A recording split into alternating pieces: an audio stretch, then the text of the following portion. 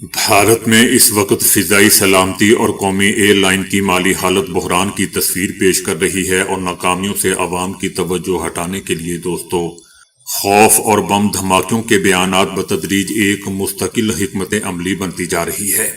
دہلی سے روانہ ہونے والی انڈیگو پرواز کو 5 دنوں میں دوسری بار بم کی دھمکی موصول ہوئی ہے۔ ایئر ٹریفک کنٹرول نے بم دھمکی کی اطلاع دیتے ہوئے طیارہ آئسولیشن میں منتقل کیا ہے۔ اس ہفتے انڈیگو کی پرواز کو اتوار کی صبح ایک سیکیورٹی دھمکی کے بعد لکھنؤ منتقل کیا گیا تھا۔ تاہم عالمی میگزین بلومبرگ کی طرف سے اصل کہانی منظر عام پر آئی ہے کہ ایئر انڈیا لمیٹڈ کو اس مالی سال میں ریکارڈ سالانہ خسارہ ہوا ہے۔ بلومبرگ کا کہنا ہے کہ ایئر انڈیا کو مہلک حادثے کے بعد ریکارڈ $1.6 بلین کے نقصانات کا سامنا کرنا پڑے گا۔ جون میں ہوئے ڈریم لائن حادثے میں 240 سے زائد افراد مارے گئے تھے۔ بلومبرگ کا یہ بھی کہنا ہے کہ نقصانات میں مزید اضافہ پاکستان کے بھارتی ایئر لائن کے لیے فضائی حدود بند کرنے کے باعث بھی ہوا ہے۔ پاکستان کی فضائی حدود کی بندش سے ایئر لائنز کو یورپ، امریکہ کے لیے طویل اور مہنگے راستے اختیار کرنے پڑ رہے ہیں۔ بار بار بم دھمکیاں عوام کی توجہ حکومتی ناکامیوں سے ہٹانے کی منظم کوشش ہے۔ ایک ہی روٹس پر دھمکیاں بھارتی فضائی سیکیورٹی کی کمزوری کو ظاہر کر رہی ہیں۔ صدر ٹرمپ نے ایک بار پھر نیٹو کے اتحادی ممالک پر تنقید کرتے ہوئے دعویٰ کیا ہے کہ افغانستان میں طالبان کے خلاف جنگ کے دوران نیٹو کے غیر امریکی فوجی محاذ جنگ سے کچھ پیچھے رہے اور وہ فرنٹ لائن پر نہیں تھے۔ صدر ٹرمپ کا کہنا تھا کہ نیٹو کی جانب سے باہمی دفاع کی شق صرف ایک بار استعمال کی گئی، جو 11 ستمبر کی تخریب کاری حملوں کے بعد عمل میں آئی، جب رکن ممالک نے افغانستان میں ہزاروں فوجی تعینات کیے، تاہم ان کے بقول اتحادی ممالک کی شمولیت محدود نوعیت کی تھی، جبکہ فرنٹ پہ ہمیشہ ہی امریکہ لڑتا رہا ہے اور آگے بھی لڑتا رہے گا۔ صدر ٹرمپ کا کہنا تھا کہ وہ یقین سے نہیں کہہ سکتے کہ اگر امریکہ کو کسی بڑے خطرے کا سامنا ہو تو نیٹو اس کے دفاع کے لیے امتحان پر پورا اترے گا۔ ٹرمپ کا کہنا تھا کہ ہمیں کبھی ان کی ضرورت نہیں پڑی، وہ کہیں گے تو انہوں نے افغانستان میں کچھ فوجی بھیجے بھی، لیکن وہ ذرا پیچھے رہے، محاذ جنگ سے کچھ دور۔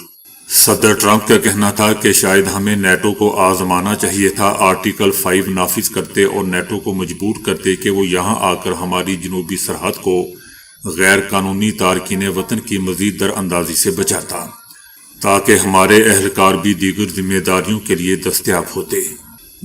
یاد رہے کہ افغانستان میں 20 سالہ جنگ کے دوران مجموعی طور پر 3486 نیٹو فوجی ہلاک ہوئے، جن میں 2461 امریکی فوجی تھے۔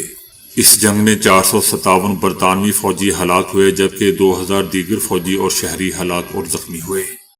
امریکہ نے نیٹو سے متعلق صدر ٹرمپ کے بیان پر برطانوی وزیر اعظم کی تنقید کو مسترد کر دیا ہے۔ برطانیہ کے وزیر اعظم نے افغانستان جنگ کے دوران نیٹو افواج کے بارے میں امریکی صدر ٹرمپ کے بیانات کی سخت مذمت کی تھی، جسے وائٹ ہاؤس نے مسترد کر دیا ہے۔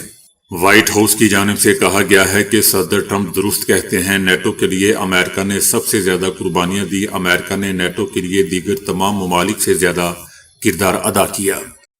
برطانیہ کے وزیر اعظم نے افغانستان جنگ کے دوران نیٹو افواج کے بارے میں امریکی صدر ٹرمپ کے بیانات کی سخت مذمت کی ہے۔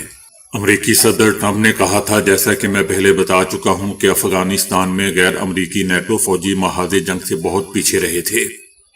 برطانوی وزیر اعظم کا کہنا تھا کہ میں ٹرمپ کے اس بیان کو توہین آمیز اور سچ کہوں تو انتہائی افسوسناک اور گھٹیا سمجھتا ہوں۔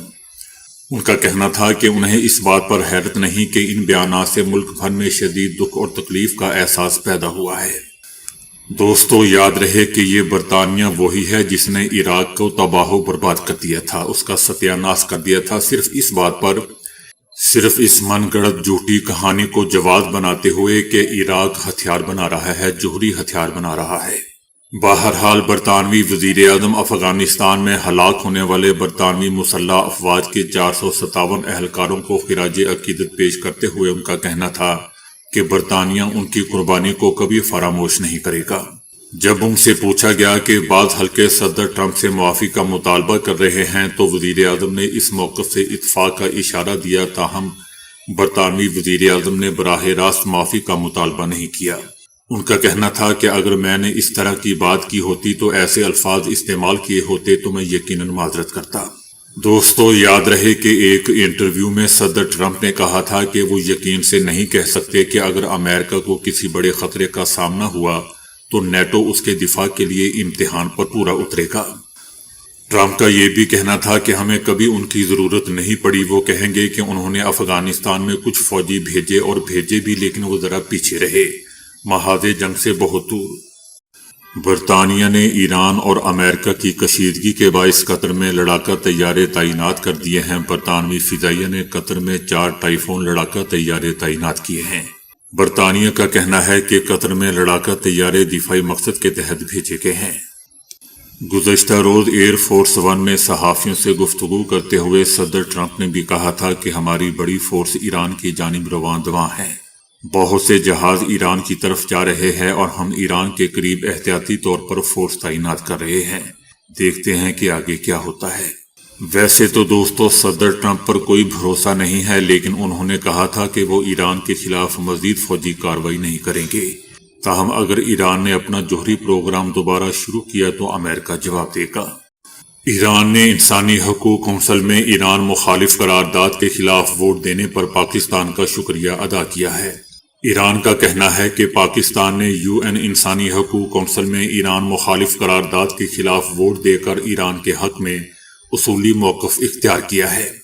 ایران نے دوستو وزیر اعظم شہباز شریف اور نائب وزیر اعظم خارجہ وزیر خارجہ اسحاق ڈار کی قیادت میں پاکستان کے اصولی کردار کو قابل تحسین قرار دیا۔ ایران کا یہ بھی کہنا تھا کہ 12 روزہ جارحیت، بیرونی حمایت یافتہ ہنگامے اور عالمی اداروں کے غلط استعمال کی کوششیں ناکام ہوئیں اور ایران کے خلاف سیاسی اور بلا جواز اقدامات کو تیسری مسلسل ناکامی کا سامنا کرنا پڑا۔ ایرانی حکومت کا دوستو یہ بھی کہنا ہے کہ پاکستان کی حمایت انصاف، انسانی حقوق، کثیر الجہتی نظام اور قومی خود مختاری سے وابستگی کی عکاسی کرتا ہے۔ ایران ان اصولی اور مستقل حمایت کو ہمیشہ قدر کی نگاہ سے یاد رکھے گا اور ہر مصیبت میں پاکستان کے ساتھ کھڑا رہے گا۔ ایران نے امریکہ اور اسرائیل کو خبردار کرتے ہوئے کہا ہے کہ کسی بھی قسم کے حملے کو مکمل جنگ تصور کیا جائے گا۔ امریکہ اور اسرائیل کی جانب سے حملے کے خدشے پر دوستو ایران نے بھی رد عمل دیتے ہوئے کہا ہے کہ کسی بھی قسم کے حملے کو مکمل جنگ تصور کیا جائے گا۔ ایرانی فوج اور حکومت کا کہنا ہے کہ کسی بھی قسم کی جارحیت برداشت نہیں کی جائے گی۔ بدترین صورتحال کے لیے ہماری فوج مکمل طور پر تیار ہے۔ ایرانی فوج کا کہنا ہے کہ امریکی فوجی نقل و حرکت پیش نظر ہائی الرٹ ہے۔ محدود یا سرجیکل حملہ بھی ہوا تو سخت ترین جواب دیا جائے گا، جو اس سے پہلے کبھی نہیں دیا گیا ہوگا۔